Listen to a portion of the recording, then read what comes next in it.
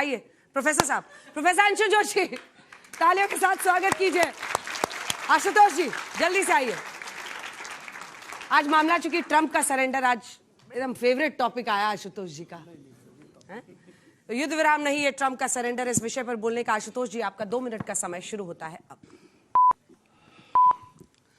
युद्ध में कोई रनर्स अप नहीं होता और अमेरिका और इजराइल की ताकत मिलकर अगर वो बातचीत कर रहे हैं, इसका मतलब साफ है कि दुनिया के सुपर पावर और रीजनल पावर दोनों ने ईरान के सामने सरेंडर किया है।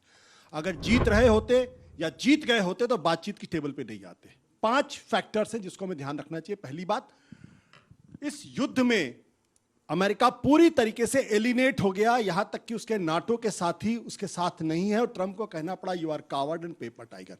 कह रहा तुम मेरी मदद करो हार्मुज को खुलवाने के लिए, नाटो ने मना कर दिया। खुद अमेरिका के अपने आर्मी चीफ को उन्हें सैक करना पड़ा युद्ध के बीच में, साथ में 2 जनरल्स को। क्यों करना पड़ा? उनके जो एंटी टेररिज्म सेंटर के जो चीफ है उसने इस्तीफा दिया। उसने कहा कि यह लड़ाई अमेरिका ने ईरान के ऊपर थोपी, ईरान ने अमेरिका के ऊपर नहीं थोपी है। उनका वाइस प्रेसिडेंट वो इस युद्ध के साथ नहीं है। यह हालत हो गई थी ट्रंप की इस युद्ध के दौरान। अमेरिका के सेकेंड वर्ल्ड वॉर के बाद जो अप्रूवल रेटिंग है, किसी भी प्रेसिडेंट की इतनी बुरी अप्रूवल रेटिंग कभी नहीं थी। और चर्चा इस वक्त यह चल रही है कि अगले मिड टर्म इलेक्शंस में रिपब्लिकन्स पूरी तरीके से हार सकते हैं। और पिछले जो बैटल ग्राउंड स्टेट है और रिपब्लिकन स्टेट्स है, वहां 29 बाई इलेक्शंस में वो 29 के 29 से हार चुके हैं। यानी पॉलिटिकली इनको लगा कि मेरा सुसाइड हो जाएगा। इसके साथ साथ ऑयल का जो क्राइसिस क्रिएट हुई है पूरी दुनिया में, उसने इनको मजबूर कर दिया सरेंडर करने के लिए। और खुद अमेरिका के अंदर 34% बढ़ा और पर बैरल जो है पर गैलन $4 हो गया। यह स्थिति पैदा हुई आर्थिक रहो। और आखिरी बात है, जिन मिडिल ईस्ट के भरोसे पर आप खड़े हुए थे, उन्होंने कहा कि अगर अमेरिका हमको सिक्योरिटी प्रोवाइड नहीं कर सकता है तो आप यहां किस लिए हैं। और हो सकता है आने वाले समय में उनको कह दिया जाए थैंक यू ट्रंप जी। समय समाप्त हुआ, जबरदस्त, बहुत अच्छा। मिडिल ऑर्डर ने बारी इधर से संभाली है। प्रोफेसर अंशु जोशी जी आपका 2 मिनट का समय इस विषय पर, युद्ध विराम नहीं ये ट्रंप का सरेंडर है, बोलने का अगेंस्ट द मोशन समय शुरू होता है आप। सबसे पहले तो हम ये समझें कि ये चाइनीज सरेंडर है, चल गया तो चांद तक नहीं चला तो शाम तक। अभी जब तक बातचीत नहीं हो जाती, दोनों देशों के अपने अपने जो सूत्र हैं उन पर चर्चा नहीं हो जाती, तब तक सीज फायर को हम सीज फायर नहीं मान सकते। दूसरी बात, युद्ध में जब सीज फायर होता है तो उसमें किसी एक देश को हम सरेंडर्ड नहीं मान सकते। ये पूरे युद्ध का एक अध्याय होता है और यही वर्तमान परिप्रेक्ष्य में पश्चिम एशिया में हम होते हुए देख रहे हैं। और ये भी देखें कि 6 अप्रैल के बाद जब ट्रंप ने धमकियां दी कि पूरी तरह से ईरान को बर्बाद कर देंगे, तब अराक्ची की तरफ से यह स्टेटमेंट आया कि हाँ, हम स्ट्रेट ऑफ हॉर्मुज को इमीडिएटली कंप्लीटली खोलने को तैयार हैं। तब जाकर के सीज फायर को ट्रंप ने अनाउंस किया। तो इसे हम अमेरिका का सरेंडर कैसे मान सकते हैं? भगवत गीता के अध्याय 2 में यदि हमें युद्ध को समझना हो तो श्लोक 31 से 40 तक पढ़ते हैं, तब समझ आता है कि युद्ध धर्म के लिए, न्याय के लिए लड़ाया जाता है। लेकिन पश्चिम एशिया में स्थिति बहुत घालमेल है, बहुत कॉम्प्लेक्स है, तो हम किसी एक देश को जीता हुआ, हारा हुआ या ब्लैक या व्हाइट स्पेस में रख करके नहीं देख सकते। वहीं जब हम अर्थशास्त्र में कौटिल्य को पढ़ते हैं तो पता लगता है कि युद्ध के अलग अलग विराम बिंदु और अलग अलग चैप्टर्स होते हैं।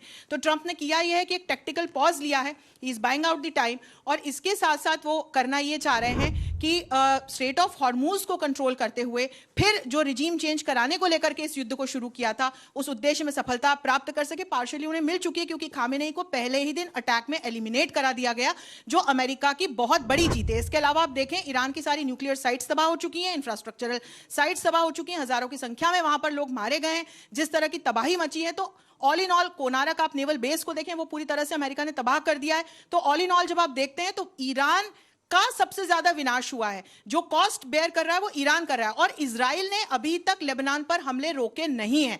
तो हम ये भी मान के चले कि जो हम इजराइल और अमेरिका को एक साथ पैरेलली देख रहे हैं, ये कुछ ना कुछ सोच करके दोनों देश इस तरह से एक गुड कॉप एक बैड कॉप वाली सिचुएशन में गेम खेल रहे हैं। तो सीज फायर की टेबल पर, डिप्लोमेटिक टेबल पर जब तक बातचीत नहीं हो जाती, तब तक और बिंदु सामने नहीं आ जाते, और तब भी हम ये बिल्कुल नहीं मान सकते कि अमेरिका ने सरेंडर किया है। ये समय समाप्त हुआ। वाह, मिडिल ऑर्डर ने भी जबरदस्त पारी खेली है। कोई सवाल आप दोनों का? कोई सवाल? जल कुलकर्णी इनके लिए कि जिस पहले वाले वक्ता ने भी कहा कि मध्यस्थता जो के बारे में बात की कि पाकिस्तान ने मध्यस्थता की। पाकिस्तान ने मध्यस्थता तो नहीं की, वो कबूतर होता है ना जो चिट्ठी दे करके आता है और वापस लाता है, वो बात की पाकिस्तान ने। तो मध्यस्थता अलग चीज होती है और सिर्फ चिट्ठी देनी और वहां से क्या जवाब लाना वो बात अलग होती है। तो ये बहुत जरूरी है। कट कॉपी पेस्ट मध्यस्थता हम कह सकते हैं, पाकिस्तान की कट कॉपी पेस्ट मध्यस्थता हम कह सकते हैं। हम सभी ने पाकिस्तान के प्रधानमंत्री का ट्वीट पर वो संदेश पढ़ा था जो एज इट इज ड्राफ्ट को पेस्ट कर दिया गया था। मुझे लगता है कि हम पाकिस्तान को एक ऐसी पूर्वाग्रह की नजर से देखते हैं कि सच्चाई भी हमसे देखी नहीं जाती, और चूंकि पिछले 10-12 सालों जिस तरीके से इस देश का मानस बनाने की कोशिश की गई है उसमें हम एक खास नजरिए से देखते हैं। हम अपनी खिसियाहट को जो है वो दूसरे को ऊपर कोशिश करते हैं। आज की तारीख में हकीकत यह कि पाकिस्तान पूरी बातचीत का पिवट है।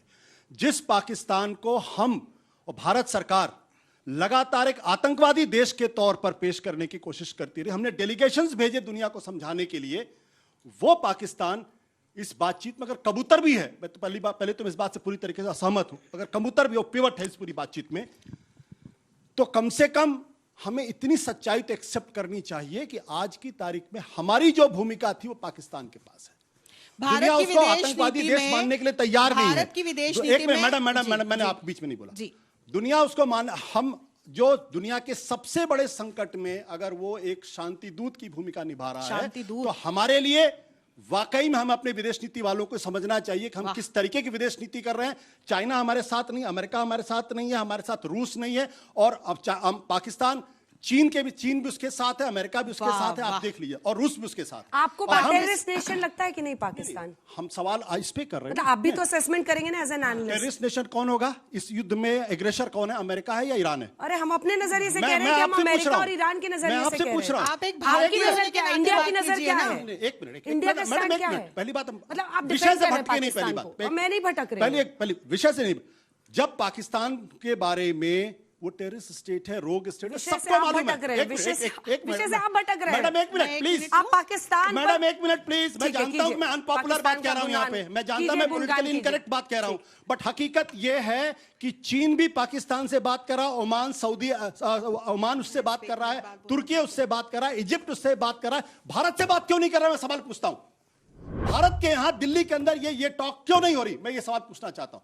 इसलिए क्योंकि आपकी विदेश नीति पूरी तरीके से फ्लॉप है, असफल है। आपने सारे अंडे इजराइल और अमेरिका के बास्केट में डाल दिए और आपको मालूम नहीं है। आप बिना किसी कमी के यदि एलपीजी का उपयोग कर पा रहे हैं, आपके यहाँ यदि पेट्रोल और गैस के दाम 1 रुपया नहीं बढ़े, तब जबकि चीन जैसे देशों तक में 60% ऑयल एंड गैस के रेट्स बढ़ चुके हैं। आप दूसरे देशों से एलपीजी के दाम बढ़े नहीं बढ़े हैं? मत बोलिए ना, बढ़े कि नहीं बढ़े हैं? मेरे बीच नहीं बढ़े हैं? चीन में 60% तक ऑयल एंड गैस के रेट्स बढ़े हैं। हमारे देश में कितने रेट्स बढ़े हैं? फिलीपींस में 80% तक 60% तक मूल्य वृद्धि हुई है। फिलीपींस में वॉशिंग मशीन पर, गाड़ियों पर, एसी पर रोक लगा दी गई है।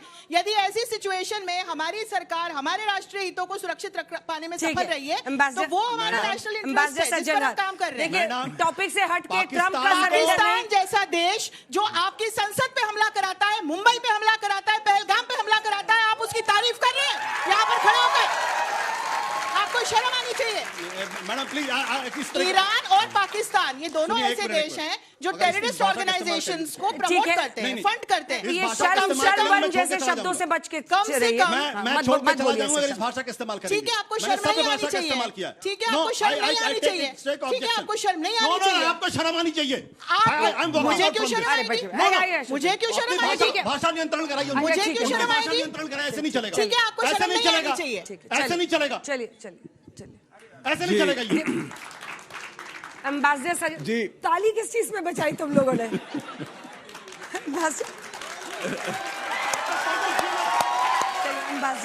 अंजना जी, पहले तो जो इसके ऊपर विषय के ऊपर बोला गया, दोनों हमारे वक्ताओं ने, मैं उनको मुबारक देता हूं। उन्होंने विषय के ऊपर रहे और विषय के ऊपर बोला और बड़ा अच्छा बोला। उसके बाद में जो बातचीत होनी शुरू हुई, जो भारत की विदेश नीति क्या है, वो मेरे ख्याल से आउट ऑफ सिलेबस है, आउट ऑफ कॉन्टेक्स्ट है वो वाली, बिल्कुल। और अगर उसको देखा जाए तो भारत की, अब जैसे इन्होंने कहा, भारत की विदेश नीति बड़ी सफल रही है। हम हर एक से बात कर रहे हैं, उनके जो ईरान के राष्ट्रपति हैं उनसे, ईरान के विदेश मंत्री उनसे, वहां से जो तेल आ रहा है, गैस आ रहा है, बिना किसी दिक्कत के आ रहा है, परंतु ये आउट ऑफ द कॉन्टेक्स्ट है। मेरा प्रश्न है, एक तो आशुतोष जी से है, उन्होंने कहा जो बहुत इतने सारे सेटबैक्स हुए हैं। अब सेटबैक्स कोई भी युद्ध होता है, होते हैं, परंतु जो बहुत उनको एडवांटेजेस भी मिले हैं, बहुत ही उन्होंने आगे भी लेकर गए हैं। पहले ही दिन में उनके जो सुप्रीम लीडर थे उनको खत्म कर दिया, 40 उनके वो सभी लोग थे खत्म कर दिए, जो इनका इंडस्ट्रियल कॉम्प्लेक्स, मिलिट्री कॉम्प्लेक्स सब खत्म कर दिए। तो आप नहीं कहेंगे जो ये ड्रॉ है, not a surrender but definitely a draw, तभी सीज फायर। मुझे दूसरा प्रश्न इनसे भी पूछने दीजिएगा। मैं भूल जाऊंगा सर, नहीं, अरे मैं याद करा दूंगा, आप चिंता मत करिए, मैं याद करा दूंगा से। देखिए अंशु जी, आपने कहा जो गीता क्या कहता है, जो धर्म को न्याय के लिए उसमें हम युद्ध करते हैं। क्या आप समझते हैं जो अमेरिका का जो युद्ध था ईरान के विरुद्ध, वो धर्म और न्याय को आगे ले जाने के लिए खाली तेल के लिए था? अगर रिजीम चेंज करा। मैं इस युद्ध के 4 मकसद थे जो इजराइल और अमेरिका के दिमाग में बिल्कुल स्पष्ट थे। पहला, रिजीम चेंज। क्या हुआ? बिल्कुल नहीं हुआ। दूसरा, उनके न्यूक्लियर आर्सेनल्स को खत्म किया जाए। बिल्कुल नहीं हुआ, कहीं रेडिएशन का कहीं कोई सबूत नहीं है। तीसरा, उनके बैलिस्टिक और लॉन्ग रेंज मिसाइल को खत्म करना। क्या वो खत्म हुआ? कहीं इस बात का सबूत नहीं, बल्कि अमेरिकन इंटेलिजेंस की रिपोर्ट साफ तौर पर कहती है कि 50% से ज्यादा अभी भी उनके पास असलहे हैं और 45,000 से ज्यादा ड्रोन उनके पास है। तीसरी बात। चौथी बात, जो इंपॉर्टेंट बात है, कि जो बार बार हम ये कह रहे हैं कि ईरान को हमने कब्जा में कर लिया, बल्कि ईरान ने स्टेट ऑफ हार्मुज को वेपनाइज करके पूरी दुनिया को यह बता दिया कि आप एसिमेट्रिक वॉरफेयर करके आप अमेरिका जैसे कंट्री से लड़ सकते हैं। कौन सा मकसद पूरा हुआ मुझे तो पता नहीं, कौन सा मकसद पूरा हुआ। जबकि आप 26 फरवरी को जब ओमान के माध्यम से बातचीत हो रही थी, अमेरिका ईरान इस बात के लिए तैयार था कि वो अपने जो न्यूक्लियर आर्सेनल्स हैं वो एक तरीके से उसको सरेंडर कर देगा। अब आप उनकी बात का जवाब जो एजेंसीज हैं, पाकिस्तान शांति दूत बन गया, इतना बड़ा लक्ष्य हासिल। एक मिनट मैडम, पाकिस्तान को लेकर हमारे अंदर नफरत आपसे ज्यादा है। लेकिन कृपया आप ही बड़ाई कर रहे थे ना, आप ही बड़ाई कर रहे हैं। नहीं, हम तो पाकिस्तान और शांति दूत एक लाइन में सुनने को तैयार नहीं। अब देखिए, मुझसे लड़ लीजिए, आपके साथ यही प्रॉब्लम है। नहीं, आप please stick to the topic. Madam, एक बात समझ लीजिए आप, कि आप अगर हम इतिहास की तथ्यों के आधार पे व्याख्या नहीं कर सकते, तो हम अपनी विदेश नीति, अपनी गलतियों के ऊपर कभी हमेशा आंख मूंद देंगे और हमेशा कुएं में गिरेंगे। ठीक है, चलिए। बाकी न्याय और उसकी लड़ाई थी जी।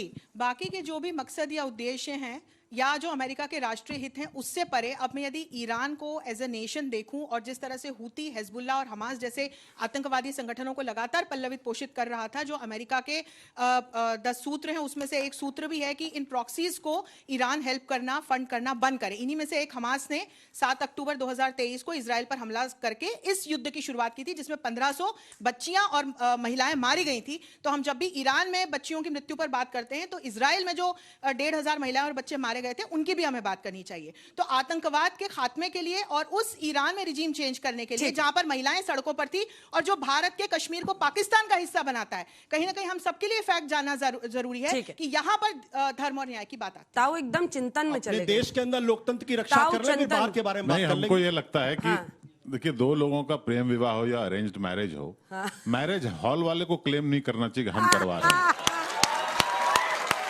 तो पाकिस्तान इसलिए है क्योंकि वो होस्ट कर सकता है, भारत होस्ट नहीं कर सकता, वो चीन भी नहीं कर सकता, ऑस्ट्रेलिया भी नहीं कर सकता, जर्मनी भी और नहीं कर ऐसा सकता। होस्ट कर रहे हैं कि 253 लेबनान के लोगों का खून उनके हाथों पर है, क्योंकि इजराइल ने तो युद्ध विराम माना ही नहीं। क्रेडिट आपको देना पड़ेगा पाकिस्तान को कि उसके यहाँ हो रहा है, वो कूटनीति में है। पर एक ही बात बोलूंगा कि कासिद का फंसाने में जिक्र है, लेकिन कासिद इस फंसाने का किरदार नहीं है। क्या बात है, क्या बात है, वाह वाह वाह। चलिए।